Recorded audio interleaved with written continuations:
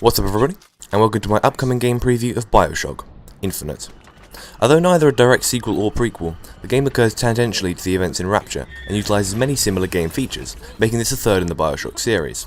For those not acquainted with Bioshock, it takes on the form of a single-player first-person shooter with heavy story elements in a steampunk-esque universe, with characters endowed with special powers such as telekinesis and other environmental manipulations.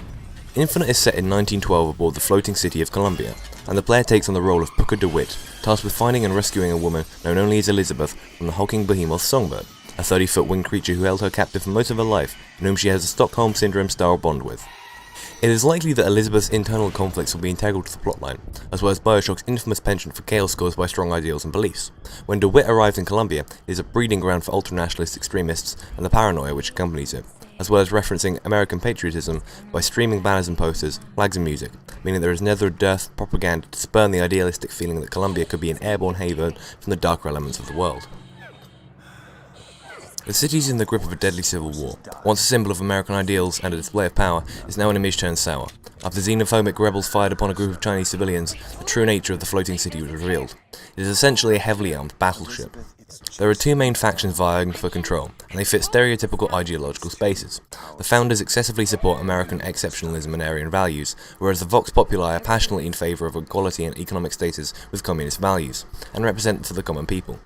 Both seek to use Elizabeth for their own ends, her extraordinary abilities potentially able to turn the tide of the war and end the conflict. Booker DeWitt, a former Pinkerton agent, is dispatched in 1912 to bring her back to New York.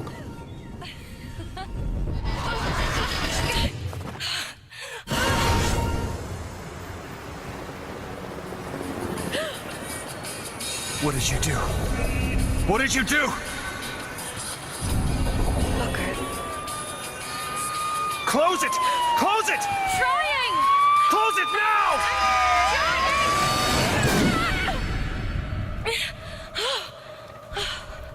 What was that? What was that? Talk to me, Elizabeth! In addition to the internal strife, Columbia is ravaged by tears in the fabric of space-time. Elizabeth is learning to control these rifts, although she is still unsure of her full potential. She will accompany Booker at various stages of the game, as per the storyline, and can be used in combination with his own powers to devastating effects. She also has the ability to open up tears to create cover, ammunition, or other useful objects during combat, aiding the player. However, overuse can drain her of strength. The player will still need to protect Elizabeth, but she is still a capable and, in AI terms, smart individual. In no way is this an escort mission, which could have been a deal breaker. All gamers know there's nothing worse than having to babysit a weaker character who walks half as quickly as you.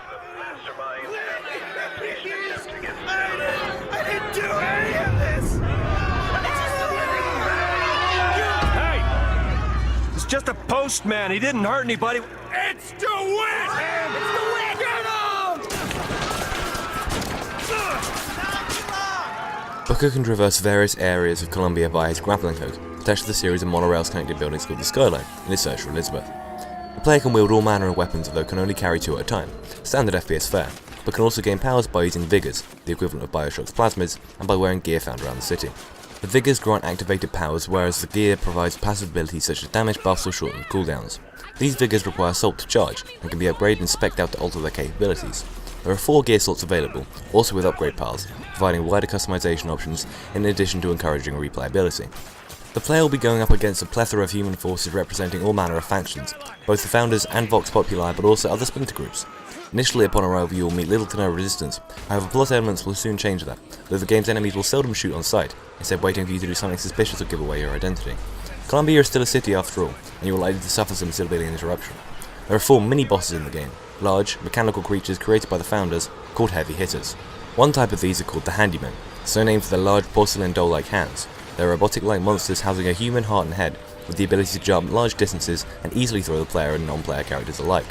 A second class are the motorized patriots, once used as tour guides for the city, decorated in patriotic colours and wear a wax mask of George Washington, assaulting its foes with a peppermill automatic machine gun. The Boys of Science are men in foppish outfits locked in a metal helmet with giant ears.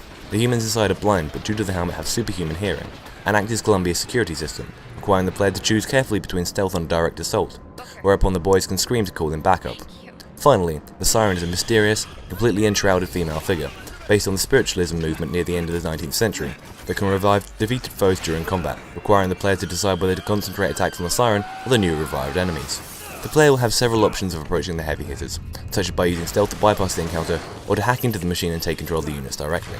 Infinite will feature a diverse, rich environment, with all manner of gameplay options and choices to be made which can potentially alter the storyline or to Wit's delicate relationship with the female lead. If you're looking to be immersed in an engaging storyline and seek an emotional bond with the characters you meet, Bioshock has always delivered on their promises, Irrational Games proving their prowess in this field both times with the 2 previous Bioshock titles.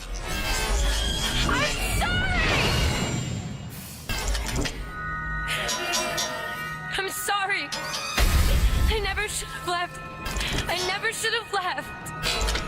Bioshock Infinite will be released on the 26th of March worldwide, for the PC, PlayStation 3 and Xbox 360, and will either hold a 15 or 18 rated certification, or M for mature. I've been Jake as a Guy, and I hope you enjoyed the upcoming game preview exclusively on GamePunch.tv. Have a nice rest of your day.